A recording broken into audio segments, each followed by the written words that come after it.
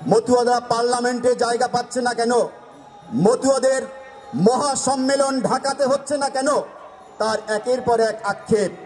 আমরা পারছি না, আমরা এই ঢাকাতে 1 লক্ষ মতুয়া নিয়ে সমাবেশ করতে পারছি না।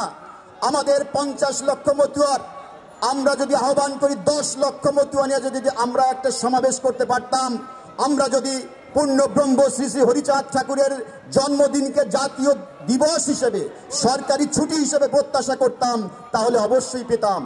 আমরা যদি গুরুচাঁদ বিশ্ববিদ্যালয় চাইতাম, অবশ্যই সেটা আমরা পেতাম। আমরা যদি মতুয়া তীর্থ উন্নয়ন পরিষদ চাইতাম, পেতাম। কিন্তু আমরা পারছি না। গুরুচাঁদ ঠাকুর বলেছিলেন, শক্তি না দেখালে কেহ করে না সম্মান, শক্তিশালী হতে সবে হও যত্নবান। শক্তিশালী হতে হবে। এখানে সমীরণ, ছোট ভাই সমীরণ বলেছে আপনারা ঘুমিয়ে পড়েছেন।